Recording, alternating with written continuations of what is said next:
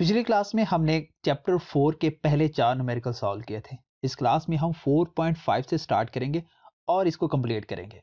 तो मेरा नाम है मोहसिन शहजाद मोहसिन और आप देख रहे हैं रिख्ता फिजिक्स। तो चलिए स्टार्ट करते हैं।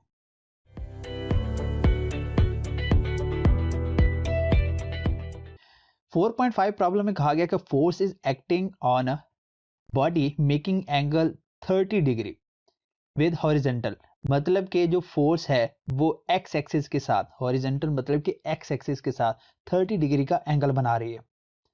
The horizontal component of the force is 20 Newton. और उस फोर्स का जो हॉरिजेंटल कंपोनेंट होगा that means F of x होगा वो 20 न्यूटन है। Find the force. तो हमने फोर्स फाइंड करनी है। इस प्रॉब्लम में बेसिकली सिर्फ फोर्स का एक ही कंपोनेंट का बताया गया है जो कि उसका एक्स कंपोनेंट है, यानी उसका हॉरिजेंटल कंपोनेंट है। We are not talking about the vertical component that is the F Y. तो उस एक कंपोनेंट की मदद से हमने फोर्स फाइंड करनी है जो कि हॉरिजेंटल के साथ एक्स एक्सिस बना रही है। तो कुछ इस तरह से ये बनेगा कि मान लें कि यहाँ पर ये है इसका एक्स एक्सिस और यहाँ पर ये वाई एक्सिस। तो इस डायरेक्शन में यहाँ पर फोर्स लगाई जा रही है, यहाँ से जो एंगल है इस यहाँ पर ऐसे, और इधर जो एंगल बना रहा है यहाँ पर that is the 30 degree angle, 30 degree. और इसी का जो एक्स कंपोनेंट है यानी एफ ऑफ एक्स वो 20 न्यूटन है।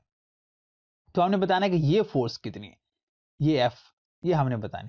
तो सबसे पहले लिखते हैं गिवन डाटा, गिवन डाटा। तो गिवन डाटा में हमारे पास क्या है, फोर्स का एक्स कंपोनेंट है जो कि है एफ ऑफ एक्स और वो है 20 न्यूटन। साथ में ही हमें एंगल भी बता दिया गया, एंगल थीटा जो कि 30 डिग्री है।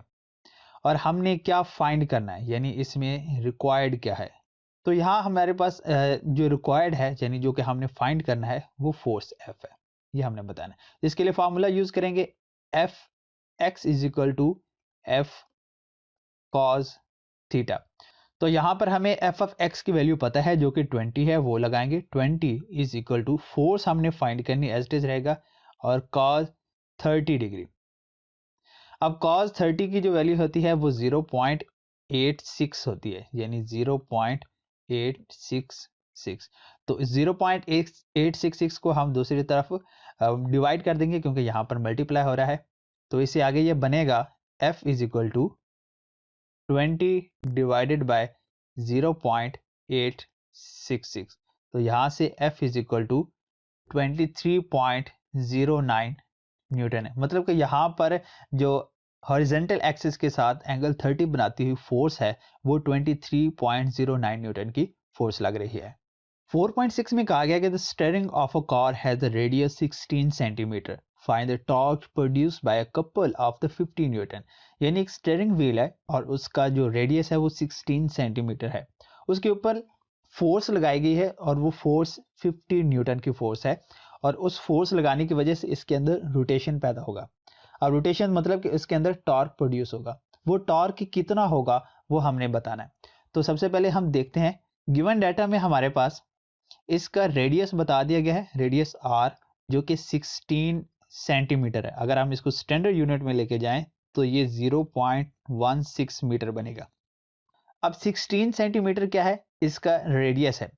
अब क्वेश्चन में बताया गया कि जो इस पर फोर्स लग रही है बेसिकली वो कपल है। कपल से मुराद ये होगा कि इसके ऊपर दो फोर्सेस लग रहे होंगे। किस तरह से कि अगर एक फोर्स की डायरेक्शन ये है, जो दूसरी फोर्स होगी वो उसके ऑपोजिट डायरेक्शन में इस तरह से लगाई गई होगी, और ये दोनों की जो वैल्यू होगी वो दोनों 50 न्यूटन है। यानी जो फोर्स इस पर लग रही है वो इस स्टीयरिंग व्हील के ऊपर दो अलग अलग पॉइंट पे लग रही है।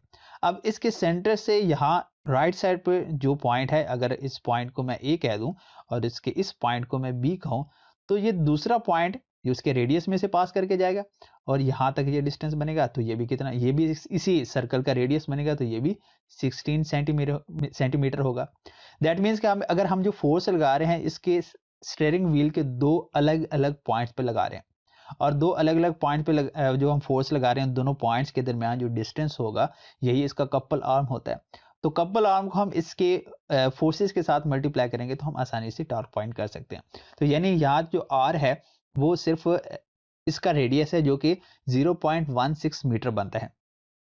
अगर मैं बात करूं इसके पॉइंट ए से बी तक की बात करूं तो ये दोनों रेडियस मुझे ऐड करना पड़ेंगे, तभी पॉइंट ए से बी तक पहुंचेंगे। और ये 0.16 मीटर है प्लस 0.16 मीटर, दोनों को ऐड करेंगे तो ये 0.32 मीटर बनेगा। अब हमें इस पर जो फोर्स लगाई है वो फोर्स की वैल्यू भी हमें पता है, एफ, जो कि 50 न्यूटन है। तो हमने इसमें से क्या फाइंड करना है, हमने फाइंड करना है इसमें टॉर्क, ये कितना होगा। अब हमने इसमें से टॉर्क फाइंड करना, और टॉर्क फाइंड करने का फॉर्मूला क्या होगा, tau is equal to F into A B, मतलब कि फोर्स को इसके कपर आर्म के साथ हम मल्टीप्लाई कर देंगे। तो फोर्स कितनी गिवन है, फोर्स हमारे पास है 50 इंटू इन दोनों को मल्टीप्लाई करने से यानी ए बी की वैल्यू हमारे पास 0.32 मीटर है। तो यहां से अगर हम इन दोनों को मल्टीप्लाई करें तो हमारे पास इसका आंसर 16 आएगा, 16 न्यूटन मीटर, क्योंकि टॉर्क का यूनिट न्यूटन मीटर है। इस प्रॉब्लम में कहा गया कि a picture frame is hanging by two vertical string, एक पिक्चर फ्रेम है और उसको दो वर्टिकल स्ट्रिंग की मदद से हैंग कर दिया गया है, दीवार के साथ उसको लटका दिया गया। The tension in the strings are 3.8 newton and 4.4 newton, क्योंकि ये दो स्ट्रिंग्स हैं, एक के अंदर जो टेंशन प्रोड्यूस हो रही है वो 3.8 न्यूटन है, जबकि सेकेंड स्ट्रिंग के अंदर जो टेंशन है वो 4.4 न्यूटन है। तो इससे इस पिक्चर का वेट कितना है ये हमने बताना है। तो अगर हम यहाँ पर देखें तो इससे हमें पता है, क्योंकि जो टेंशन की फोर्स होती है जिस डायरेक्शन में इसका वेट होता है उससे अपोजिट डायरेक्शन में लग रही होती है, इस वजह से इसकी जो डायरेक्शन होगी स्ट्रिंग की, स्ट्रिंग में जो टेंशन फोर्स होगी उसकी डायरेक्शन अपवर्ड होगी। अगर हम देखें तो इसके ऊपर टोटल 3 तरह की फोर्सेज एक्ट कर रही हैं, एक इस स्ट्रिंग T1 की वजह से, एक इस स्ट्रिंग T2 की वजह से, और तीसरी इससे पिक्चर का जो अपना वेट होगा W, जो कि डाउनवर्ड डायरेक्शन में होगा, जो कि हमने फाइंड करना है वो। तो यानी टोटल 3 फोर्सेज हो गए, और ये बॉडी अब इक्विलिब्रियम में भी है, मतलब कि इस पर जितनी भी फोर्सेज लग रही है उन सारी फोर्सेज का सम 0 है। तो देखें तो ये सारी फोर्सेज वर्टिकल डायरेक्शन में है, यानी हम कहेंगे कि यहाँ पर जो समेशन होगा वो इसके एफ वाई कंपोनेंट का होगा, ठीक है, और ये सारा 0 के इक्वल होना चाहिए। तो सबसे पहले तो ये देख लेते हैं कि हमें कौन कौन सी फोर्सेस गिवन है। एक फोर्स हमें T1 का पता है जो कि 3.8 न्यूटन है, और जो दूसरी फोर्स है टेंशन की फोर्स इसी स्ट्रिंग के अंदर वो 4.4 न्यूटन है, और हमने फाइंड करना है इसमें W वो कितना होगा। तो अगर हम यहाँ से देखें तो हमें कितनी फोर्सेस का पता है, यानी जो फोर्सेस ये एक्ट कर रही हैं ये किस डायरेक्शन में है। तो अगर बॉडी को इक्विलिब्रियम में रहना है तो इस पे ये जो y डायरेक्शन में सारी फोर्सेस लग रही हैं इनका सम 0 के इक्वल होना चाहिए। हमें पता है कि इक्विलिब्रियम की कंडीशन ये होती है कि जितनी डाउनवर्ड फोर्सेस होती हैं sum of is equal to sum of upward forces. तो sum of downward forces is equal to sum of upward forces. अब डाउनवर्ड अगर हम बात करें तो डाउनवर्ड डायरेक्शन में कितनी फोर्सेस लग रही हैं, डाउनवर्ड डायरेक्शन में तो एक ही फोर्स है, और वो फोर्स कौन सी होगी, इसी पिक्चर फ्रेम का वेट W। और सम ऑफ अपवर्ड फोर्सेस तो टोटल 2 फोर्सेस लग रही हैं जो कि दोनों पैरेलल हैं, और एक है T1 और दूसरी है T2। तो क्योंकि इनका सम है तो दोनों फोर्सेस को हम ऐड कर देंगे। अब T1 की वैल्यू हमें पता है वो 3.8 है, जबकि T2 की वैल्यू 4.4 है। दोनों को करेंगे हम ऐड तो 8.2 न्यूटन ये आंसर आएगा, और यही इसी पिक्चर फ्रेम का वेट होगा। इस प्रॉब्लम में कहा गया है कि two blocks of the masses 5 kg and 3 kg are suspended by the two string as shown in figure, कि जैसे कि डायग्राम में दिखाया गया है कि 2 ब्लॉक्स हैं, एक का मैस 5 kg और दूसरे का 3 kg है, और उनको एक स्ट्रिंग की मदद से इस तरह से सस्पेंडेड किया गया है। Find the tension in each string, इन दोनों स्ट्रिंग के अंदर कितनी टेंशन होगी ये हमने बताना है। तो देखिए सबसे पहले तो हम मैसेज की बात कर लेते हैं, हमारे पास टोटल मैसेज हैं कितने। एक है मैस M1 जो कि 3 kg है, मैं नीचे वाले मैस को M1 कह रहा हूं, और ऊपर वाले जो ब्लॉक का मैस है उसको मैं M2 कह रहा हूं, और जो कि है 5 kg। अगर मैं इनके वेट की बात करूं, अगर इस मैस को मैं M1 कह रहा हूं तो इसके वेट को मैं W1 कहूंगा, और जो कि इक्वल होगा M1G। M1 की वैल्यू है 3 इंटू G की वैल्यू हमें मालूम है ग्रेविटेशन एक्सेलरेशन जो कि 10 है, दोनों को मल्टीप्लाई करेंगे तो 30 न्यूटन बनेगा, यानी इस ब्लॉक का जो वेट है वो 30 न्यूटन है। ऐसे ही हम W2 फाइंड करेंगे, यानी सेकेंड ब्लॉक का वेट फाइंड करेंगे। तो इसके मैस को M2 कहेंगे, M2G। अब यहाँ पर हमें पता है कि M2 की वैल्यू है हमारे पास 5 इंटू ग्रेविटेशन एक्सेलरेशन 10, 50 न्यूटन, यानी ऊपर वाले ब्लॉक का जो वेट है वो 50 न्यूटन है और नीचे वाले ब्लॉक का वेट 30 न्यूटन है।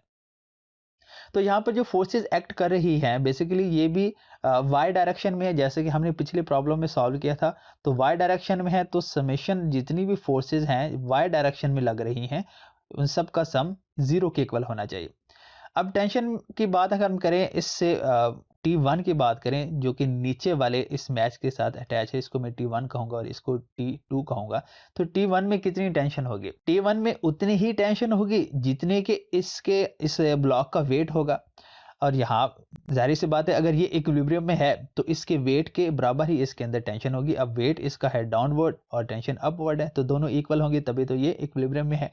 तो यहाँ पर हम कह सकते हैं कि जो इसमें टेंशन है T1 वो W1 के इक्वल है। तो यहाँ T1 is equal to W1 हमें अभी फाइंड किया था जो कि इसका वेट है वो 30 न्यूटन है, ये आएगा 30 न्यूटन। तो यहाँ से हमें पता चल गया कि जो टेंशन इस स्ट्रिंग T1 के अंदर मौजूद है वो 30 न्यूटन की है, जो कि इस ब्लॉक के वेट के इक्वल है। अब हमने इस स्ट्रिंग 2 के अंदर जितनी टेंशन है ये हमने फाइंड करनी। अब ये किसके इक्वल होगी? एक तो उसके इक्वल होगी जितना इस ब्लॉक का वेट है जो कि 50 न्यूटन है। अब इसी ब्लॉक के साथ हमने एक और वेट भी तो सस्पेंडेड किया हुआ है जो कि 30 न्यूटन है। दैट मीन कि अब इस ब्लॉक का वेट सिर्फ 50 न्यूटन ही है बल्कि इसके साथ ये 30 न्यूटन भी ऐड हो रहा है। मतलब कि अब इस स्ट्रिंग के नीचे टोटल कितना वेट है? टोटल 50 प्लस 30 यानी 80 न्यूटन वेट इस स्ट्रिंग के नीचे है। अगर ये इक्विलिब्रियम में है तो जितना इसका वेट है उतनी ही इसके अंदर स्ट्रिंग के अंदर टेंशन भी होगी। तो दैट मीन्स कि यहाँ पर जो टेंशन T2 होगी, टेंशन T2 है वो इक्वल है इसके वेट W1 प्लस W2 के। तो यहाँ से T2 क्या बनेगा? W1 जो कि है 30 न्यूटन प्लस W2 50 न्यूटन, दोनों को ऐड करेंगे तो 80 न्यूटन बनेगा। यानी जो टेंशन स्ट्रिंग 2 के अंदर मौजूद है वो 80 न्यूटन की, और यही हमने इसमें फाइंड करना था। इस प्रॉब्लम में कहा गया a nut has been tighten by a force of the 200 newton using 10 centimetre long spanner. एक स्पैनर जिसकी जो लेंथ है वो 10 सेंटीमीटर है और यहाँ पर जो फोर्स लगाई गई है वो 200 न्यूटन फोर्स लगाई गई और इस नट को टाइट किया गया। अब हमने इसी नट को लूज करना है, लेकिन इसको लूज करने की जाहिर सी बात है हम जो फोर्स लगाएंगे अब उसके ऑपोजिट डायरेक्शन में लगाएंगे। वो जो फोर्स लगाई है वो 150 न्यूटन की है। तो 150 न्यूटन की फोर्स लगाकर हमने इसको लूज करना है, तो इस स्पैनर की अब लेंथ कितनी होनी चाहिए हमने वो फाइंड करना है। तो हम सबसे पहले तो लिखेंगे कि हमने इस पर इनिशियल फोर्स कितनी लगाई। इनिशियल फोर्स वो पहली फोर्स जो फोर्स लगा के हमने इसको टाइट किया था और वो फोर्स 200 न्यूटन थी। और फाइनल फोर्स कितनी बनती है? फाइनल फोर्स जो कि हम बाद में लगाएंगे और बाद में लगाने वाली फोर्स हमारे पास 150 न्यूटन है। तो यहाँ से जिस पॉइंट पर हम फोर्स लगाते हैं और ये पिवट पॉइंट जिस पॉइंट पर ये रोटेट करेगा इनके दरमियान जो डिस्टेंस है वही उसका मोमेंट आर्म होता है। तो मोमेंट आर्म इसको मैं डायरेक्ट L1 कह दूंगा क्योंकि पहले केस में हमारे पास मौजूद है जब फोर्स इनिशियल फोर्स F1 हमने लगाई थी तो तब ये 10 सेंटीमीटर था। अगर हम इसको मीटर में लेके जाएं तो ये 0.1 मीटर बनेगा।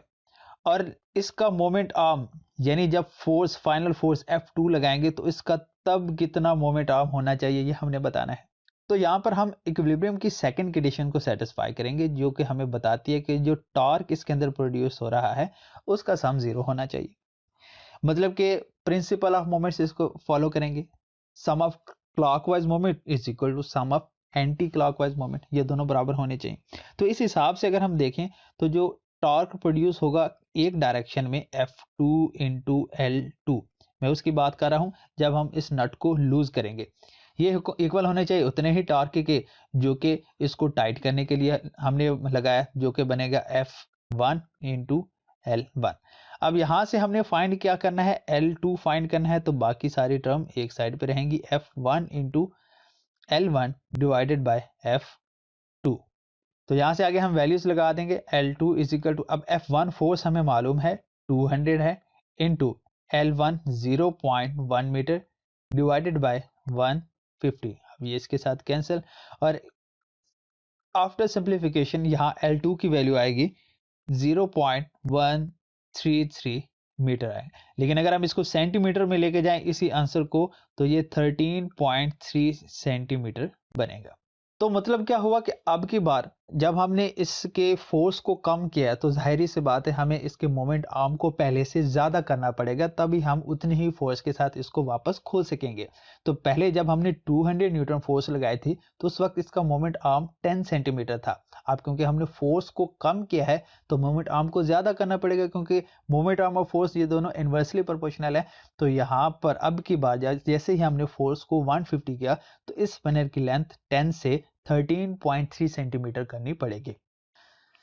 इस प्रॉब्लम में ये कहा गया है कि एक ब्लॉक है, a block of the mass 10 kg is suspended at the distance 20 centimeter from the center of the uniform bar 1 meter long।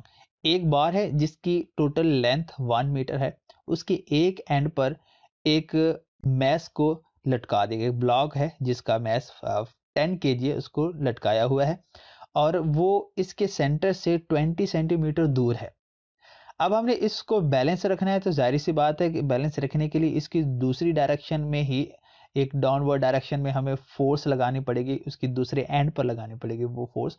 तो वो फोर्स कितनी हम लगाएं तो इसको इसके सेंटर ऑफ ग्रेविटी पर हम इसको बैलेंस कर सकें। तो सबसे पहले हम देखते हैं कि हमारे पास जो मैस गिवन है वो कितना है। सबसे पहले block, mass of the block, इसको मैं डायरेक्ट एम कह देता हूँ, वो है 10 kg। तो अगर मैं इसका वेट निकालूं, इस ब्लॉक का वेट कितना होगा, तो 10 kg इसका मैस है और उसके जी की वैल्यू भी 10 है, दोनों को मल्टीप्लाई करेंगे तो ये बनेगा 100 न्यूटन, यानी 100 न्यूटन वेट यहाँ इस एंड पर लग रहा है। तो सबसे पहले हम इसके देख लेते हैं मोमेंट आर्म। अब मोमेंट आर्म क्या होगा, ये इसका एक्सिस ऑफ रोटेशन है, ये वाला पॉइंट, और इधर इस पर फोर्स लग रही है। तो एक्सिस ऑफ रोटेशन और line of action of force के दरमियान ये जो डिस्टेंस है ये मोमेंट आर्म है, जो कि 20 सेंटीमीटर है। तो इसको कन्वर्ट करते हैं मीटर के अंदर, जो कि 0.2 मीटर बनेगा। अब यहाँ पर सेकेंड मोमेंट आर्म कितना है ये हमें पता है। कैसे हमें पता है कि टोटल लेंथ इसकी 1 मीटर है, 1 मीटर मतलब कि 100 सेंटीमीटर है, उसमें से 20 सेंटीमीटर तो कहाँ पर है, यहाँ पर L1 में है, यानी इसका मोमेंट आर्म 20 सेंटीमीटर है। अब इसे इस मैस को सस्पेंड करने से पहले इस रॉड को इस पॉइंट पर हमने बैलेंस किया हुआ था, यानी टोटल लेंथ इसकी 100 सेंटीमीटर थी, तो 50 सेंटीमीटर पर हमने इसको बैलेंस किया हुआ था पहले से।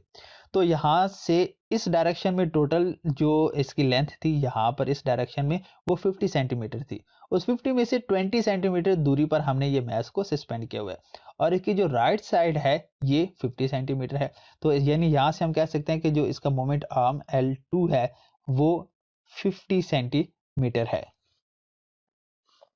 तो इसको भी मीटर में कन्वर्ट करते हैं, जो कि 0.5 मीटर बनेगा। अब इसमें भी रोटेशन प्रोड्यूस होगी अगर हम इस डायरेक्शन में कोई दूसरा वेट नहीं सस्पेंड करते या हम खुद से फोर्स नहीं लगाते, तो इस 10 kg मैस की वजह से या इस 100 न्यूटन फोर्स की वजह से ये रोटेट कर जाएगा एंटी क्लॉकवाइज डायरेक्शन के अंदर। तो यानी इस रोटेशन को भी हमने रोकना है, यानी इक्विलिब्रियम के यहाँ पर हम सेकंड कंडीशन को यूज करेंगे कि जिसके अंदर जो समेशन ऑफ टॉर्क है वो जीरो होना चाहिए। तो यहाँ पर प्रिंसिपल ऑफ मोमेंट लगेगा, जो सम ऑफ एंटी क्लॉकवाइज मोमेंट है वो सम ऑफ क्लॉकवाइज मोमेंट के इक्वल होना चाहिए।